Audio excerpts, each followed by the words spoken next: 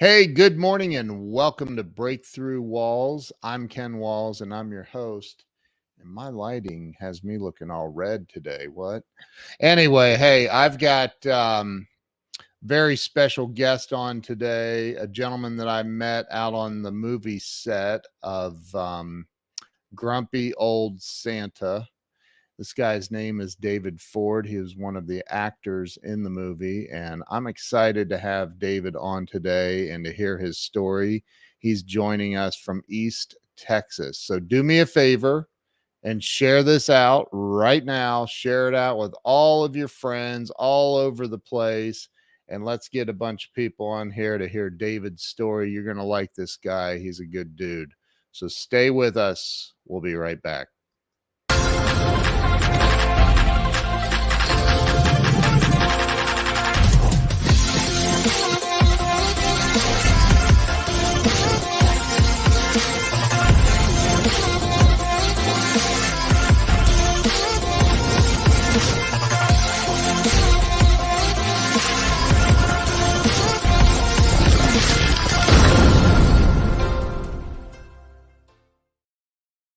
And we're back. Let me bring David on. David, welcome to the show. Thanks. Glad to be here, Ken. Glad to have you here, man. So as I was telling you a few minutes ago, I've done this now for about almost 5 years, which is insane to me. And I started this show to help people get unstuck in life. I believe that we all hit those walls in our life, and a lot of people don't know how to get unstuck.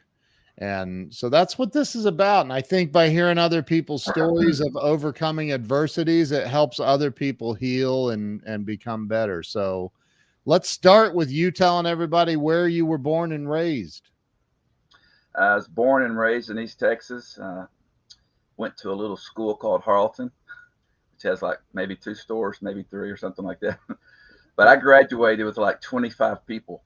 And so, Wow.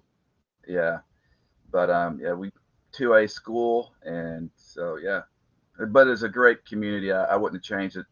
It's kind of made dating hard because it's like, your brothers and sisters, you know, 'em from, you know 'em from kindergarten all the way up to 12th grade. They're like family. Yeah. So, Yeah, you're like that's weird. Like I feel like I'd be dating my sister. right. Right. Well, I had one friend that I went to school with. His name is Donnie, and he met a girl, in the 7th grade, and they're married to this day. Wow. That's a long time. That's a long time. Wow. Yeah. So you excuse me. You grew up out in a very small community. I thought I grew up in a small town when I only had 80 people in my graduating class. Sounds like you were in a much smaller community. Yeah. What was it like for you growing up like that? I mean, what were your days like as a kid? What'd you do?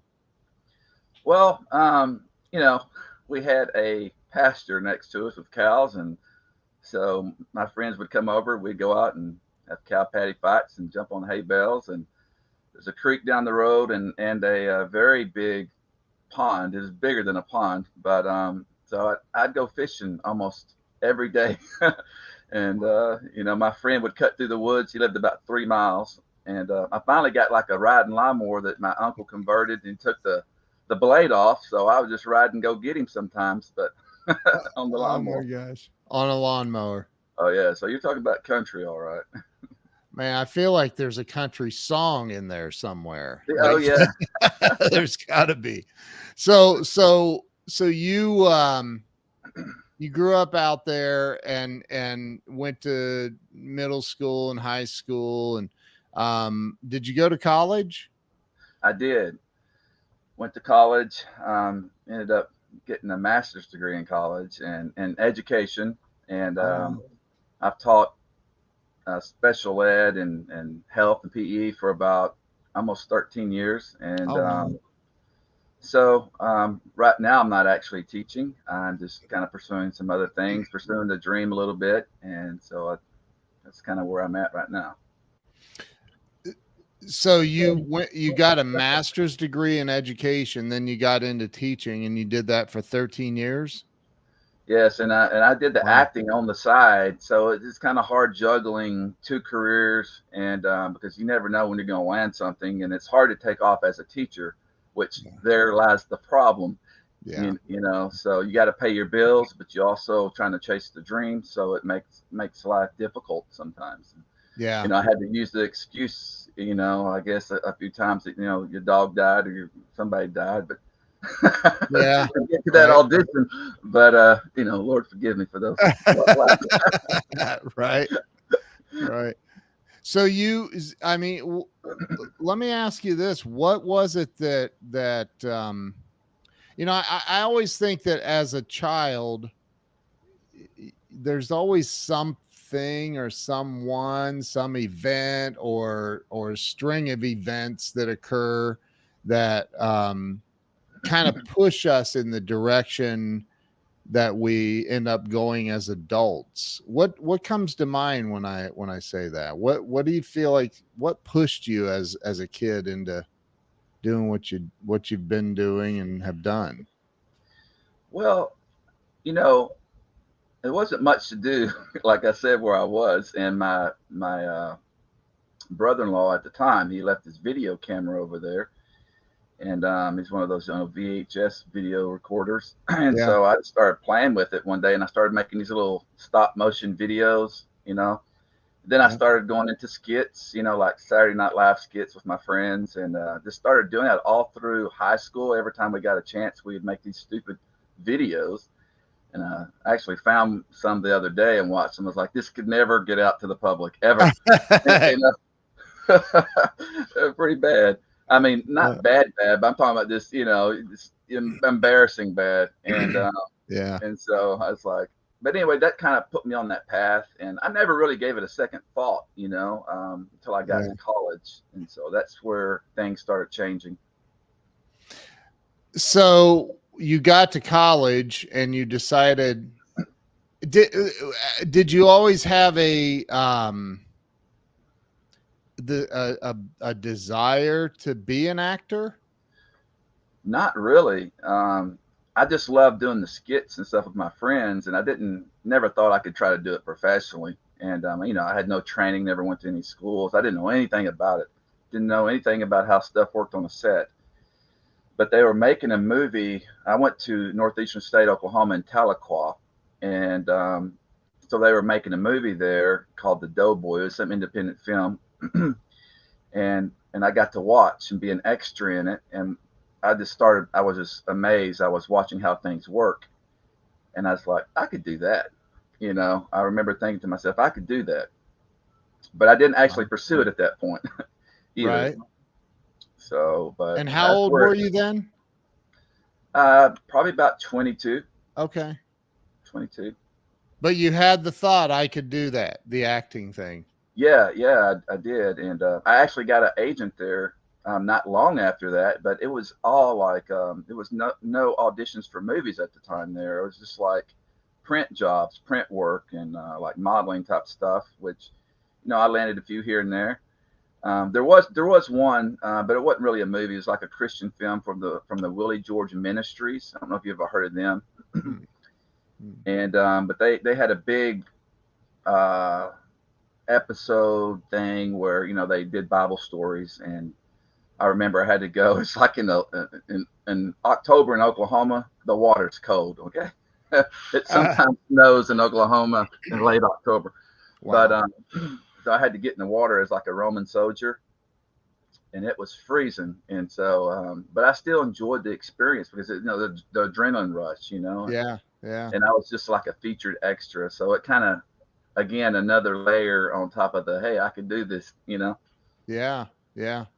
So you went on ahead though and got a degree in education, and then said, well, that's not good enough. I'm going to go ahead and get a master's degree. Yeah. And, Yeah. and And so then I kept going. so then you get out of college, and what got a job teaching at the local school, or what happened from there? Yeah, yeah. Well, my first real job was at TSTC Technical College in Marshall.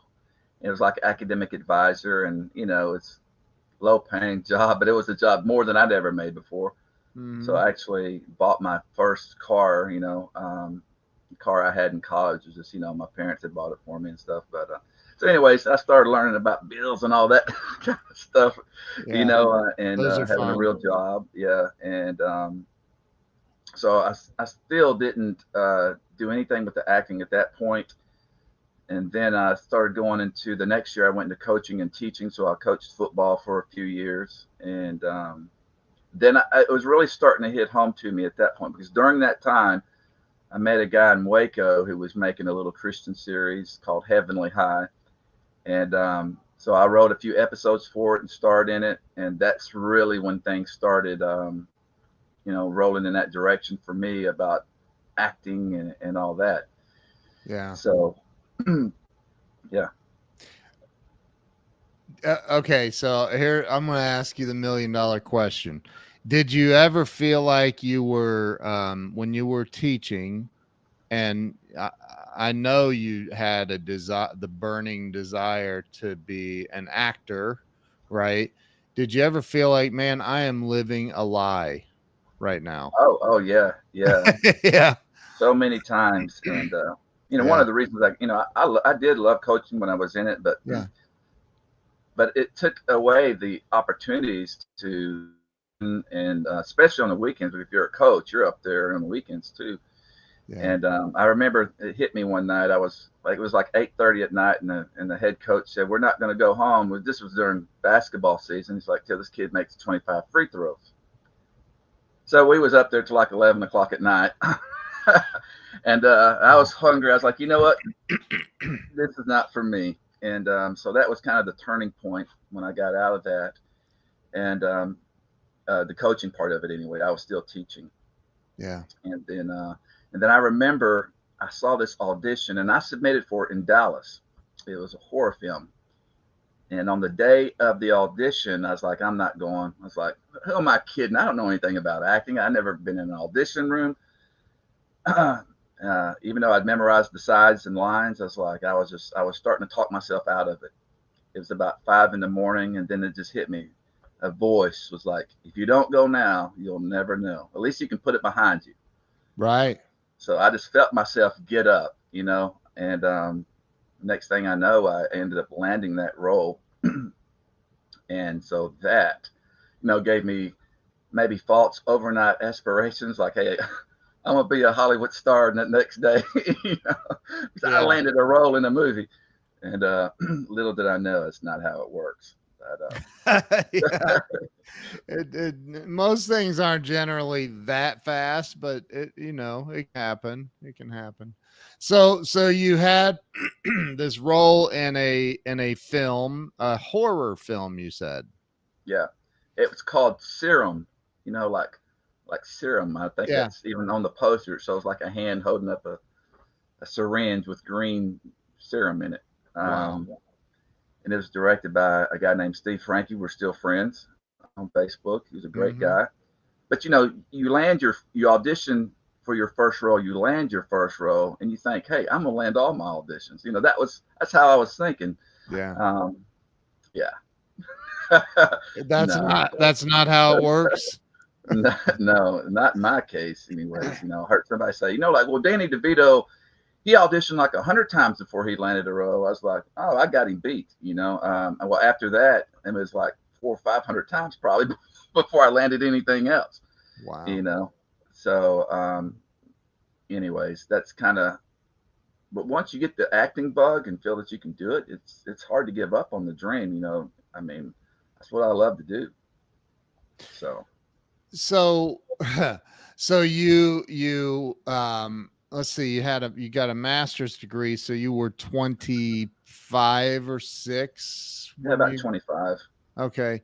And you start teaching, you did that for 13 years.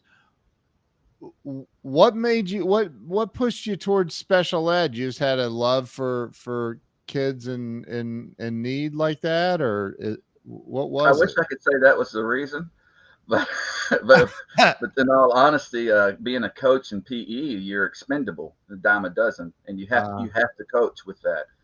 So I was like, I need to certify in something else where it's uh, a little bit more, more of a need.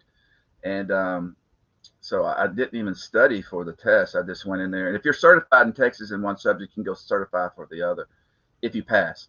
And right. I passed it by like 2 points. And so, hey, I'm a special ed teacher.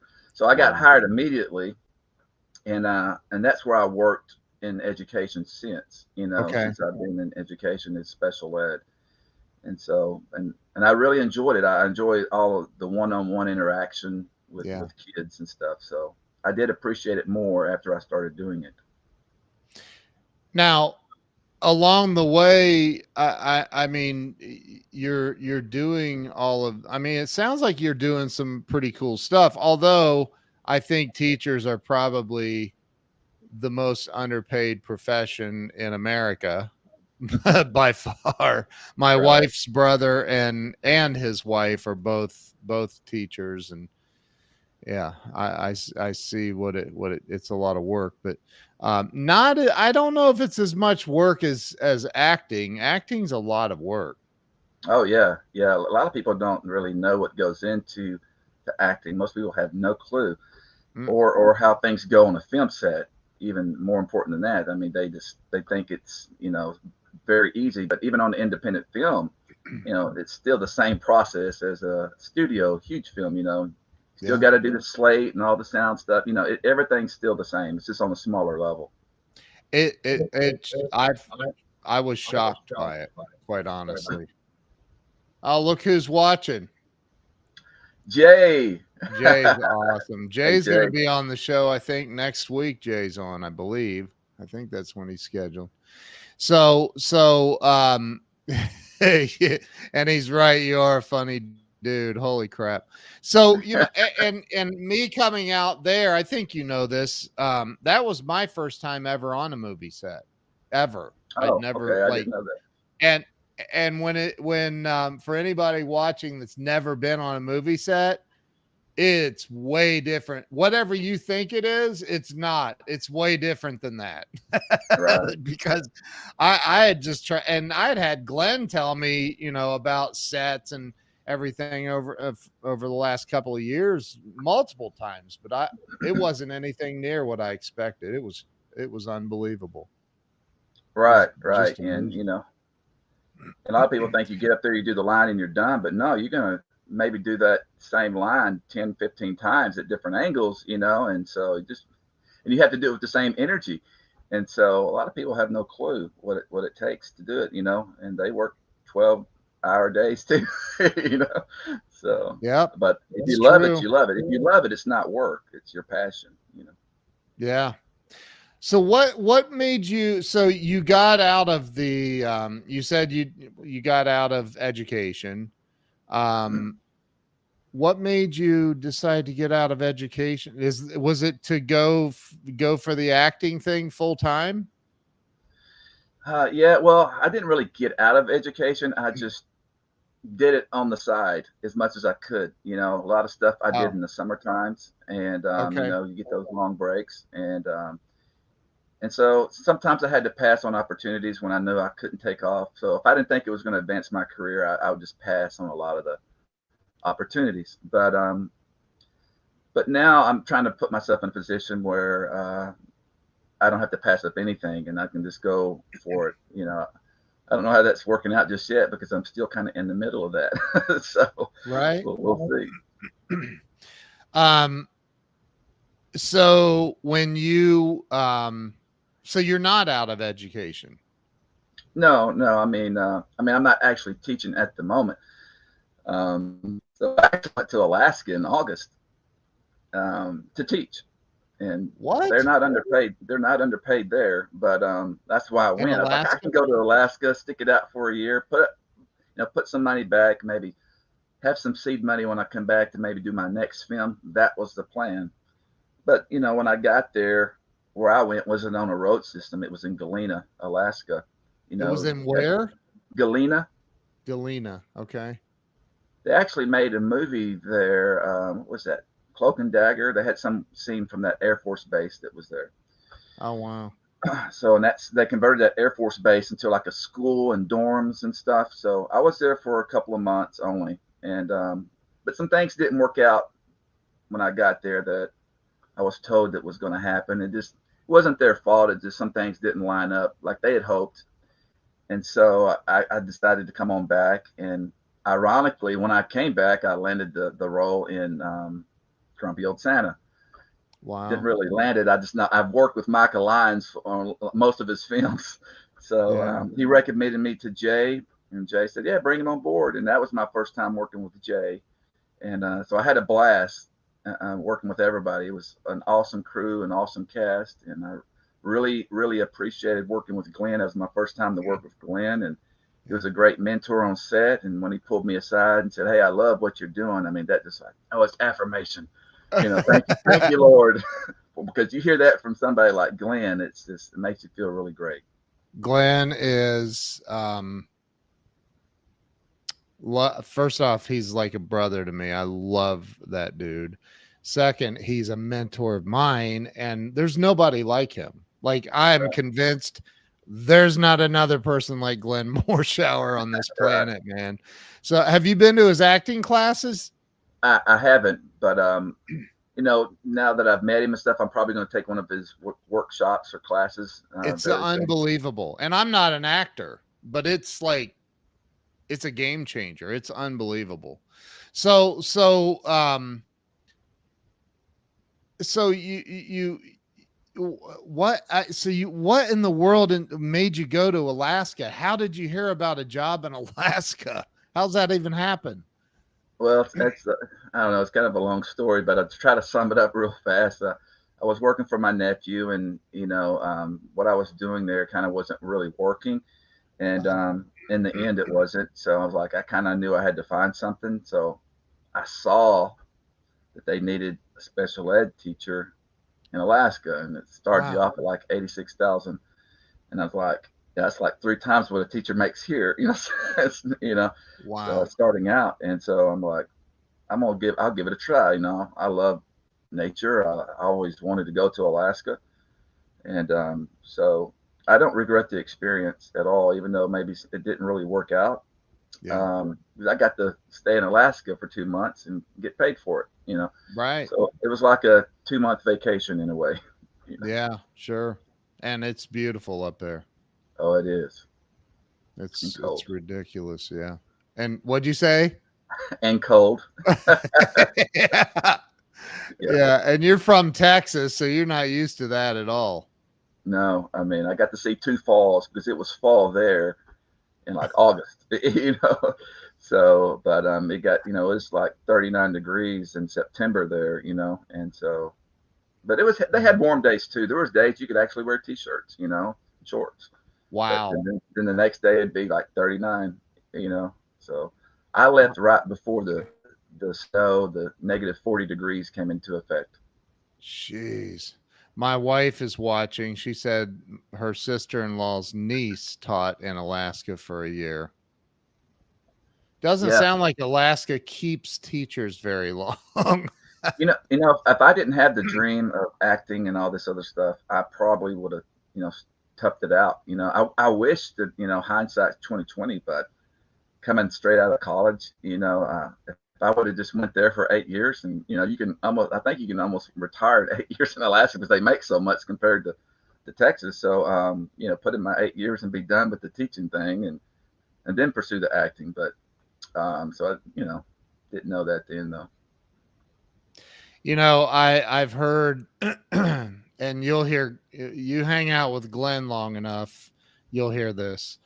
But he says, when he's speaking to and he said he was speaking to an auditorium of actors and giving a lecture, and he said, how many of you moved out here to Los Angeles to pursue a career in acting? He said, and inevitably every single hand went up in the room. He goes, the difference between you and me is I didn't move to Los Angeles to pursue a career in acting. I moved to Los Angeles to have a career in acting. Yeah, Isn't I that can see good? that. Right. Yeah, that is good. That's good. I think it does come down to that, right? It comes down to It it's like does. saying, I'm going to go teach in Alaska. You make a decision and you go do it. It's Right. amazing. It's amazing. So when you've done, I've seen, and I don't know if they were all Micah Lyons. I need to get him on the show. I thought I had, anyway, the, you've been in like 3 or 4 films. Is that correct? Or 5? How many has it been now? Oh man, I've probably been, I don't know, maybe almost 20 or something 20 like that. films. Yeah, Oh, it's wow. it's a lot. I mean, going back to all the way to Serum, you know, Yeah. when I was in my 20s, and Wow. close to 20. I don't know the exact number, but it's up there. But most of them were independent films. You know, it's not like they were studio features. You know, Yeah. Yeah. mainly Texas independent films, basically. A lot of Yeah. a lot of films with Michael Lyons and some other filmmakers in Texas and stuff. So, but I have been in a studio feature here and there too. You know, so Yeah. Wow. So what's in store for you? What are you going to make out of all this? well, you know, I'm also a filmmaker too, not just an actor. So I love making films, and I've made 3. I've made 3, and what you call ultra low, no budget films. Yeah. Um, and so the first one I made was in 2014 called Something in the Woods. And I wanted to make a Bigfoot film because I needed a star in my film that would work for cheap. And Bigfoot, he applied and got the job. So most people know who Bigfoot is. So, you know, you couldn't hire some known actor, some A-list actor, B-list actor. So I could get Bigfoot on board for sure.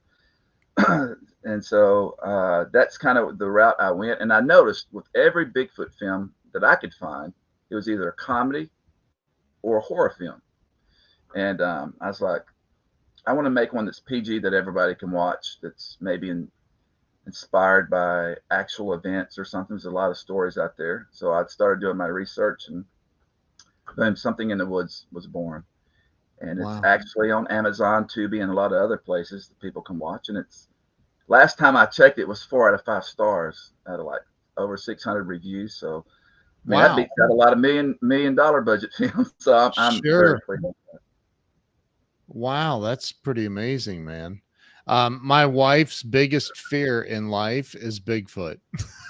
Oh, she doesn't have nothing to fear. They're docile creatures. she, she, I Just mean, don't she pet them. is. You know, if you come across one, don't try to pet one. And, you know. Yeah, if you could find one, right? So, so, so you like making films as well. What kind of films do you like to make? Like Well, besides Bigfoot films? She said, no. So, but besides Bigfoot films, what kind of films do you enjoy making? well, I like to make family films, films with a message that's inspiring, encouraging, and even my Bigfoot films has that in it. So, you know, it's funny because when I make something that was, I was like, this is gonna be so creepy, it's gonna creep people out. And guess who loved it the most? Little kids. You know, started getting, you know, messages and emails from parents. You know, my kid loves your movie. He goes to bed watching it at night. He's like, how old is he? Oh, he's 6 or 7 years old. The Bigfoot film? Yeah. Oh So, my but gosh. the first one anyway, I haven't really heard that much on the second one, but on the first one, Wow. kids like that movie for some reason. You know, Wow. Wow. So it's not creepy? it is creepy, but there's no gore or anything. It's, you know, it's just Yeah. suspenseful. Let me put it that way. More There you go. suspense. So what are some other movies that you've done and what are the storylines on them? Sense of Urgency is a Christian film I did, but it's more like an experimental Christian film. Okay. there's not a lot like it, just because it has to do with a hostage situation, and so there's some intense scenes. It's still rated PG, but it's still intense. My original goal was for churches to show it, but after I made it, I was like, I don't know, it may be a little bit too much for churches to show it. But it has a great message, a great ending, and it does plant seeds of the gospel in it. And so the hope in that was to try to lead people to the truth and to the Lord and stuff. So, and that's my goal in continuing to make films in the future, but to get real budgets, not get $15,000 and try to make a movie with a skeleton crew where most people don't get paid. Well, thanks, Jay. He said it was a good movie. I guess he watched it, but there's a review from a very famous director. Right. The goal is to show people what I can do. Like, if I can do that, when I say it's not just me. I have everybody helps, but if we can do that with low budget and no budget type of thing, and because when you have that much money, you're basically just paying your camera guy and maybe a sound guy, and you're buying food for the rest. So everybody else is volunteer. On Sense of Urgency, we had a couple of barefoot teenage girls out there running the booms and and stuff. They'd never even touched the boom mic before, and so wow. So I want to try to get a real budget with a real crew, and for my next film. And I have like 3 other films I've already written and ready to go. It's just got to meet the right people, the right investors, and but the one I'm trying to get to is called Preacher Man, and Tyler Perry has Medea, Billy Bob Thornton had Carl and Sling Blade, and Stallone had Rocky, and I have a guy called Dan. And so I have my character that I created. What's his name? Dan Flanagan.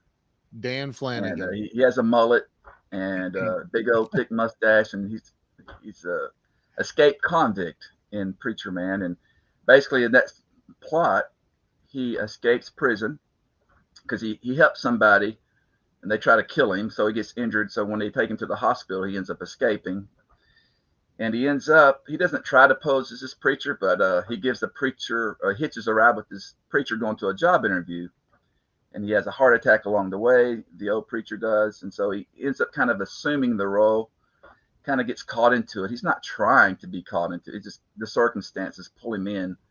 And wow. but the church is being bullied by Rich Lamburn. So they don't know what to do about it. So he ends up fighting fire with fire, I think the tagline in that is, he don't turn the other cheek. So I'm really wanting to make that film. It's probably the most powerful film I've ever written, one of them anyway. And wow. Anytime you can make a movie that hits on all the emotions, make you laugh and cry, and that is, I think, very powerful. And that's my goal, is to get there with a real budget. So that's the goal. What's a real budget for something like that? I don't even know. Well, it just depends. I could probably make the film. Like I said, I've never probably had over $15,000 to make a film. So imagine what I could do with 100,000. Or a real budget would probably be like on a SAG ultra low, or would probably be 200,000 or 250,000 or something. Just where you can pay people, and have people, they're working 10-hour, 12-hour days that know what they're doing, and so that's done it before. That's what I'm trying to get to with my films anyway. And along the way, I'm acting and trying to build my career too in the acting realm. Which would you prefer, to make movies or be an actor in movies? And that's a tough question, because I'm going to be in my movies too. So I probably make movies, because you have control at that point. And I love seeing the process come together, especially in writing it, because I write all my films. The movies I've made, I've written all those. And Sense of Urgency, I did have help on. It was actually somebody else's that I went in and changed, but the other ones I wrote myself, and the ones I'm going to make, I've written myself. Wow. So, But I love acting. It's Yeah.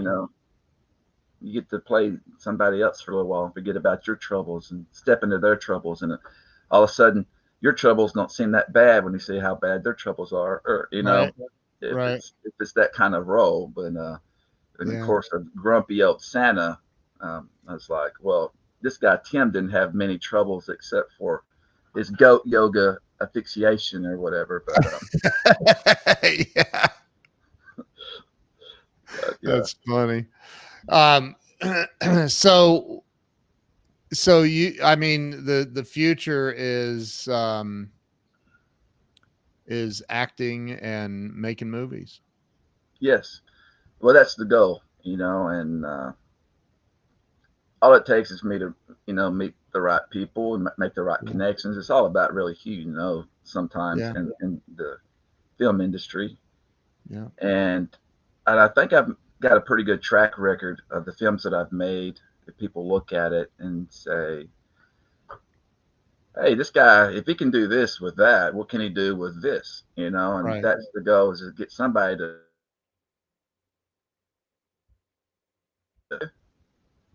Uh-oh. It There. kind of locked up for a second. So I didn't. Yeah, you're back. You're back. I think. Um, Sue says, "Will there be a return for investors?" Of course, Yeah. the key in getting a return is getting known actors into a film. Um, some independent films can make a lot of money without known actors, but it's rare. Micah, pretty much taught me that. It's like you got to get somebody in there, some kind of name, and that's Yeah. true. I 100% agree, and which is why Grumpy Old Santa got Glenn and Yeah. Barry Valentine and Kevin Farley. They got some bigger names in there, and so Yeah. that's my plan for Preacher Man, is to get a name in there for the leading role. Like Glenn. Yeah, like Glenn, or yeah. Yeah. Glenn would make a great escaped convict preacher. Yeah. Well, I can't give Glenn that role. I mean, nobody can play Dan better than me. But it's like, can you imagine somebody else playing Rocky? Now I know Glenn's a great actor, but I just don't see Glenn as Rocky. Yo, Adrian. Oh, no, I can't see that. Sue says contact Steve on Messenger. Who's Okay. Steve? Steve. Oh, there's some friends I actually go karaokeing with. And, Oh, yeah, I do a little karaoke on the side, all right. So I'm not great at it, but I like to do it. Yeah, Lets that's off a little fun. steam. Now, have you? I mean, along the way, have you created a family? Do you have a family? Do I like a real family? Yeah. Well, I mean, we all have a real family, but yes, I actually have a family of Bigfoots behind the house, and I go out and hang out with them. No, so I do have a son, okay. and so he's 27 years old, and I'm actually a granddad. So What? He has a little girl. Yeah. Oh my So gosh! I'm officially a granddad. So, Wow! And Wow! we have a good relationship. Yeah, that's So awesome. That's I awesome. did get married at a young age, like out of high school. It's a little thing I left out, but it didn't last long. So I got married at 19, and pretty much it ended at 20. So Yeah. so it was one of those high school sweetheart things. It just didn't work out at the time, But I got a good blessing out of it. Sure. And so you're a free agent? Well, no, Oh. I do have Oh. No, I do have a girlfriend right now. Okay. So she's watching right She's now, going, like, yeah, he better on that say question. no. Yeah. She's probably like got a gun out and was like, right.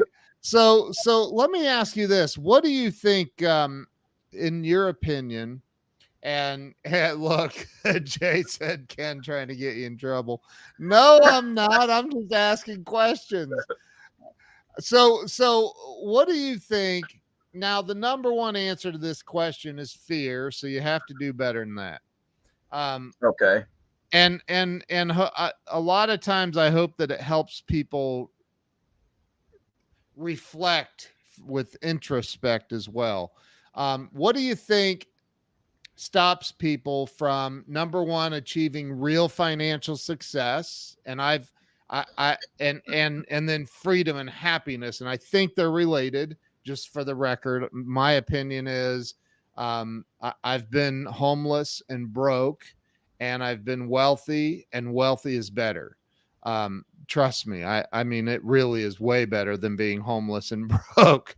So what do you think it holds people back from really having it all in life, including financial success and freedom and real pure happiness? Fear. No, I'm kidding. All right. Well, thanks for being on, David. Hold on, make good with this answer real quick. That's funny. Well, I'm not gonna say like when people. I mean, everybody has some kind of dream. I say everybody. Most people have something that they're passionate about, Right. and a lot of it they think that they can't do it. I wouldn't say fear. I would say not a lot of self-confidence in that area. I mean, when I told people I was going to make my first movie, you know, it was like people laughed at me like, ha, ha, ha, ha. Right. You know? Yeah. And you make movie, you know, but you know, I mean, they're not laughing now. And you're going to get people that tell you can't do it. And even when I tried out in acting, people are like, you know, you don't have any training in acting. Well, then I didn't. You got to start somewhere. That's right. You know, and so anyways, that's just the thing in life. You know, you got to start somewhere, and you got to have self-confidence, and you can't listen to the naysayers. I mean, if you think you can do it and want to do it, then do it. You know, go for it. 'Cause all you can do is fail. And if you fail, just get yourself back up and try again, you know. How many auditions have you done? I mean, what's the real number?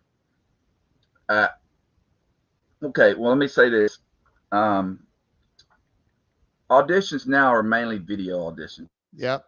I don't know if you know that. Yes. There's not a lot of live auditions. Right. Every time I get an audition through my agents, it's, hey, we got a video here, you know, get it submitted to us in a couple of days. And and that's the way it's been. For even before the pandemic, it started going to video auditions. Yeah. And man, I can't tell you how many, probably at least 300. Wow. At least. And I've only landed a fraction of those.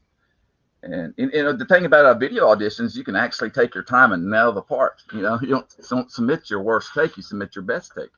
Right. And I still don't know why there's a lot of roles I didn't get, because like, how can you beat that? You know, but you just never know what they're looking for. And, right. And I'm much better of an actor outside the audition than I am in the audition, if that makes sense. Like if I would have auditioned for Tim instead of just being given the role, you know, Jay might have said, I don't know if I want this guy, you know. But you know, some of the script wasn't funny in certain areas, you know. So when I got there, Jay said, hey, if you can make it funnier, and even Glenn told me that, do your thing. And so, and with some direction from Glenn, he actually added like, hey, try this.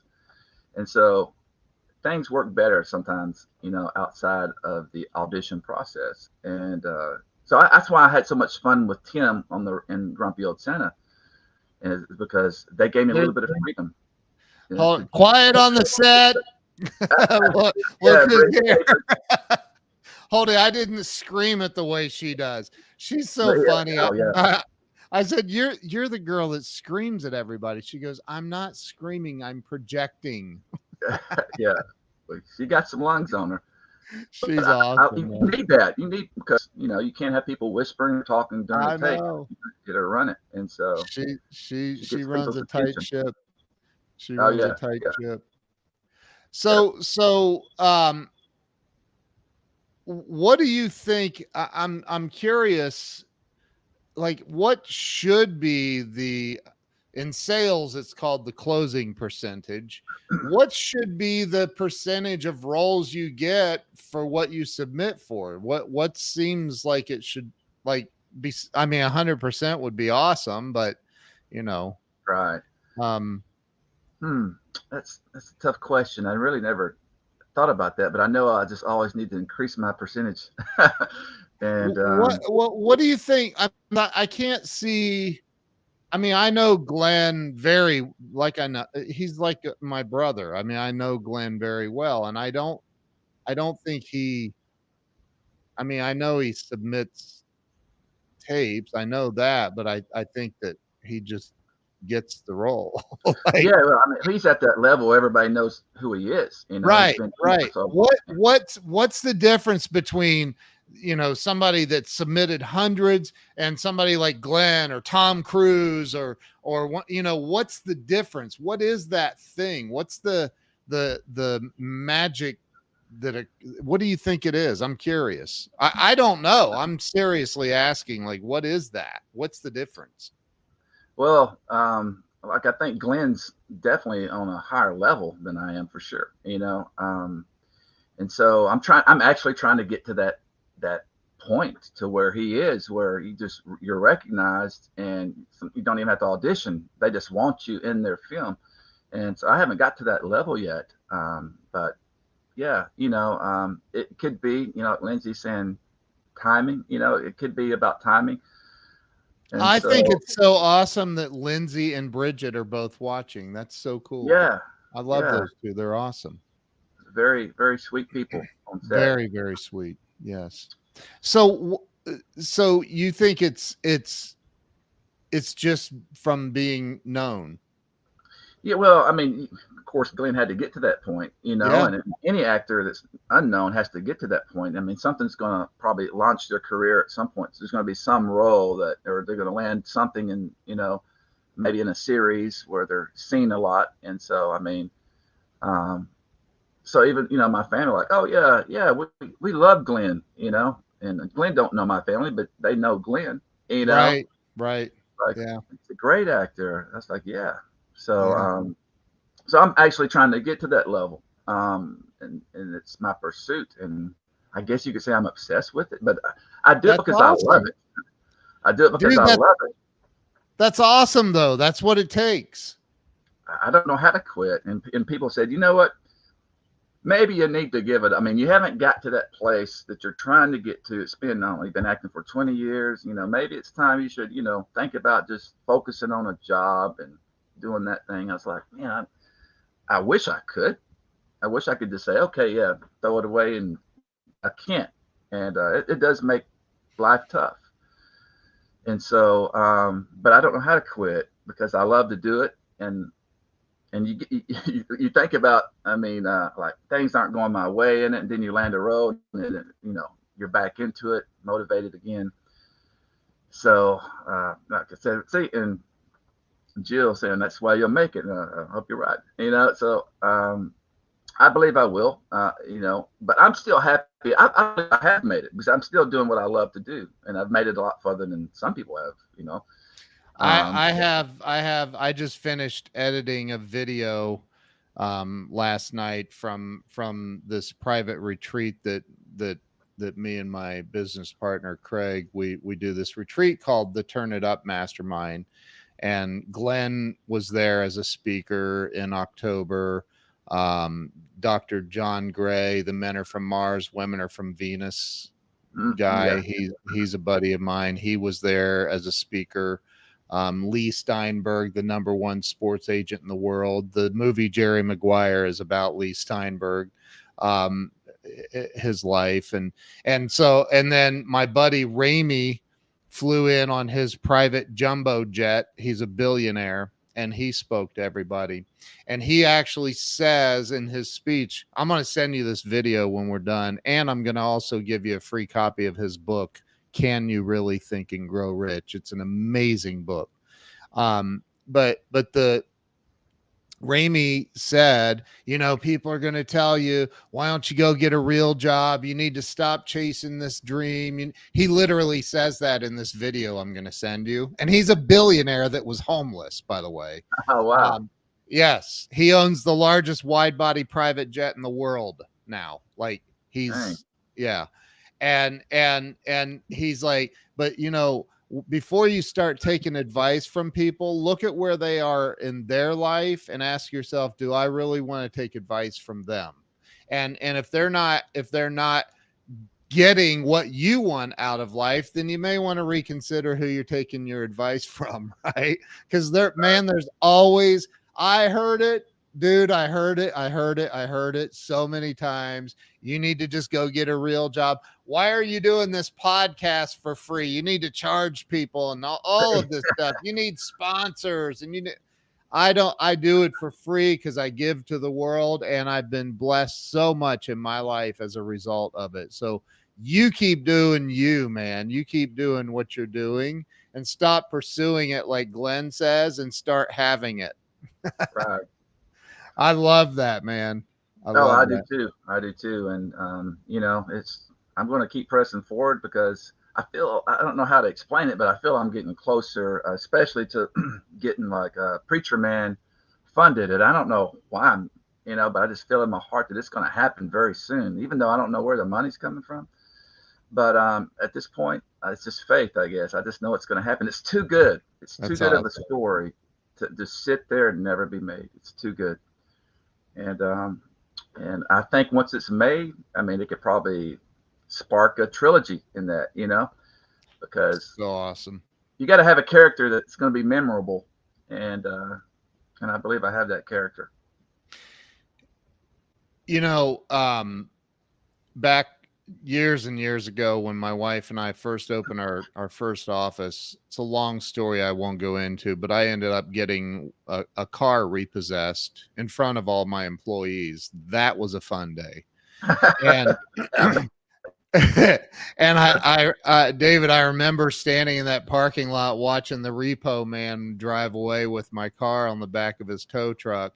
And I felt like, what is the point of even being here? Why am I on this planet? Why go on? What's the point? And if somebody were to ask you, I'm going to ask you, what keeps you going? What is it that makes you not lose? I've had my electric shut off, but I kept going. I've had a car repo, but I kept going. We lost a house, but I kept going. What is it that makes you get up every day and say, I'm going to make it. I'm going to push forward and I'm going to make it? Well, it's the Lord for me. And I know a lot of people aren't religious, but it's not a religion to me. It's a relationship. I'm a believer, and I know that. And I know where I'm going. I know that life is temporary. The Bible says it's like a vapor that's here one day and fades away the next. It's just life's temporary, and I believe God's given me the talent and the aspirations to do what I'm doing. I don't believe it's from me all the way. So I believe he's going to open those doors for me, because my ultimate goal is to lead people to him through my films. I want them to be entertaining, but at the same time, plant seeds and encouragement and inspiration and truth, and without really beating them over the head with the Bible, and not make it too preachy, but make it entertaining. Because I want to attract not just Christians. I want unbelievers. I want atheists and other people to watch it, and be entertained by it, and say, make them think. Make them think. Just planting seeds. That's it. Case in point, I'm doing this little. Just started. The first one's not out yet, but it's kind of like, I don't want to call them Bible stories, but they're little skits, they're videos with inspirational messages. And the first one will probably be out in a couple of weeks. Actually, a guy I met on Grumpy Old Santa, Philip Russell, is helping me with it. And so we already shot the first one, and he's editing it right now. And I was like, I wonder what my second one's going to be. And then I was laying in bed one night, and it hit me. It just came to me. I was like, and I got up the next morning and wrote it. And I was like, where did that come from? Where did this story come in? The beginning, the middle, the end came to me. It's like I was watching it on a movie screen inside my head. So I didn't have to think about coming up with it. I believe the Lord gave that to me. Yeah. So that's going to be a fun one to make too. And where are you releasing? where are you releasing these, David? I'll be releasing them on social media, so Okay. you'll see it on On Facebook. YouTube and Yeah, I have a YouTube channel called Saving Oscar Productions. I haven't released anything on it yet. hold it. I'm going to put a banner up. I want people to follow you. So where can they follow you? What's the best place? YouTube or Facebook? Your Facebook and also on YouTube. It was my screen name on YouTube was David Ford 75, but I changed it to Saving Oscar Productions. Now I don't know if it changed the address yet, but I'm probably not hard to find on YouTube. David Ford 75 or Saving Oscar Productions, and I'll be putting a lot of that on my Facebook page soon, so there won't be any question, because the goal in the YouTube thing is to get subscribers, to build the channel and spread those the skits, videos, and all that throughout the world. Dude, that's awesome, man. I can't wait to see him too. Bridget's excited to see him. I'm excited. My wife's excited. I told her I was talking to my wife about it, you met my wife and daughter when we were out there. I said, he really needs to start working out. There's something wrong with his physique. I know. She said, yeah. I know. I'm starting to get a trophy in my muscles. They're wasting away here. Well, I know. It's horrible, man. All that flab. How do you live with yourself? Yeah. So no, dude, I think you're a good guy. I'm going to keep you in my thoughts and prayers that all this starts coming together for you. I have a feeling dude, you've now been on Breakthrough Walls. It's right. I mean, it's only up from here. That's right. So I'm very excited that you invited me on the show, and I will say, if anybody does want to follow me and stuff, I'd appreciate it. It's free to subscribe on YouTube. Once I start posting those things, it doesn't cost anybody anything. You keep talking. I'm gonna look you up on YouTube while you're talking. So okay, and then we're gonna put the link right in. Okay, that sounds good. And I guess the last thing I will say is, the ultimate goal is to make Christian films, and Preacher Man's going to be the next one, hopefully, and the one after that. Preacher Man probably needs to come before the other one called A Journey Too Far, because that's more of a survivor film in like the wilderness. If you ever seen the movie The Edge with Anthony Hopkins, one of my favorite movies of all time. I've not seen that. What? You gotta watch it, man. Not. It's awesome. I mean, if you like survivor shows, there's your link, by the way, just so you know. All right. for future reference, youtube.com/@Saving Oscar. All right, good deal. So go ahead. I was just going to say, there may be somebody that wants to jump on board. So it's like I said, it's all about meeting the right people. Grumpy Old Santa had the right person or people involved. Any movie has the right people, to fund it. And so, the schedule and all that's already ready for Preacher Man. It's just, getting some funding, get some locations, and we're good to go. And so that's the goal. That's the dream. And I'm going to be pressing towards that. That's awesome, man. I love it. Look at that.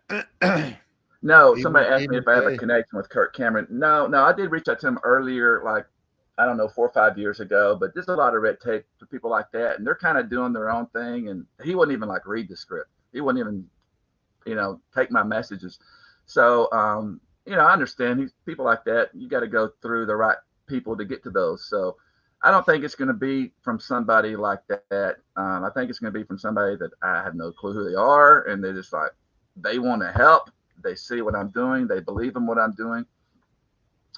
And so I believe it's going to come about that way. I could be wrong. I don't have a crystal ball here, but that's just what I feel in my heart. It's going to happen, I'll give you some free coaching right here live. That's what I do. I teach people social media. You do what you're, as they say down here in Texas, you do what you're fixing to do and start releasing all that stuff on YouTube and social media. You'll Right. you'll see, man, some magic will start happening. The problem I think most people have is they live in fear of being judged by others, and so they are waiting on everything to be perfect before they start releasing content and doing that. Dude, Right. you just start, just let it rip, man, and keep it going, and you watch. Mark my words. Look, dude, I have a blue check mark on Facebook, not because I'm special. It's because I just took massive action, and I continuously take massive action on social media. And I don't care what anybody else thinks. I Right. really Right. don't. I didn't even know how I was going to make this. I just wrote it. My first episode's called "Where's My Wallet," and has to do with somebody losing their wallet. And well, I don't want to spoil it, so Yeah. I just wrote it and Yeah. was trying to look for a sponsor. Got a sponsor for that ad or ad video, and I was like, I don't even know how I'm going to film this thing. I was prepared. I was going to film it myself. And then Philip jumped on board, and I was like, all That's right, awesome. somebody knows what they're doing. I mean, I can tell it, but it's hard to, he has a little bit more equipment than I do. And I was like, yeah, he's going to do some of the heavy lifting. I can just sit back and, be in it and maybe help him direct it a little bit. And so, and boom, it's done, and we're just editing it now. And so, and I really like working with Philip, and I'm looking forward to working with him on the next one. I'll be bringing in some more actors for the next one, and it's going to be a good. So I'm going to just keep them going because I love to do them. And if I'm That's not awesome. using what God gave me to fulfill the Great Commission, is what every Christian is supposed to do, is their part. Yeah. Then I'm just a useless tool in the shed, So I just want to be able to be used and do what I love to do, and that's what it is. Dude, that's so awesome, man. That's awesome. Thank you. Well, you know what? I think that you're on your way, man. Definitely on your way. I appreciate it. David, thank you for being on today and sharing your heart and your soul and your story with everybody. Bridget, even Thanks, Bridget. man, you need to claim this right now. Claim it all. We're all telling you, you're headed for greatness, dude. But thank you for being on and being a guest today. And Thanks we're for not having that far. We're not that far apart. Maybe we can do lunch and at Bucky's in between your place and mine. That'd be great. Bring Glenn along. I know, right? Yeah, yeah. Glenn I loves just you, man. love being around Glenn because he always brought something creative to the table, no matter what scene. And Yeah. and sometimes I could feel him watching me. Like I knew he's going to tell me. Like I was like, I wonder what he's thinking, and he'd come up and say, "Do this." I was like, "Yes." He wants to change that, and because a lot of times, you don't want to like try to come in changing everything, Right. Yeah. But when somebody like Glenn wants to, this is not that funny the way it is. Let's do this instead. It's like, yes, that's what I like, So Yeah. love Glenn. That's I just want to say, I don't know if he's going to watch this, but I do thank him for all his help and mentorship on the set. There's a good chance he'll watch. He watches a lot of my shows. It, Yeah, I'll get you water. it would have to be Whataburger. Yeah, it would have to be Whataburger. That's true. That's true. Although when I brought Glenn's wife out to the set, we stopped at Bucky's and I said, "You've got to try this barbecue here." And she was like, "Oh my gosh, this is good." So anyway, listen, it's been a great pleasure and honor having you on. And I stay with me. I'm going to end the live stream portion, but stay on. It's going to feel like I left, but I haven't. Okay. So thank you to everybody for watching. If you shared this out, there's extra points for you somewhere. Look, JD Walters, God, then what? That is so funny. All right, listen, thank you. I appreciate you. Stay on here, and we will see you all later. Thank you so much for being here and watching and sharing this out. Have an awesome weekend. God bless you all. Thank you, David. I appreciate you, man. Thanks, Ken.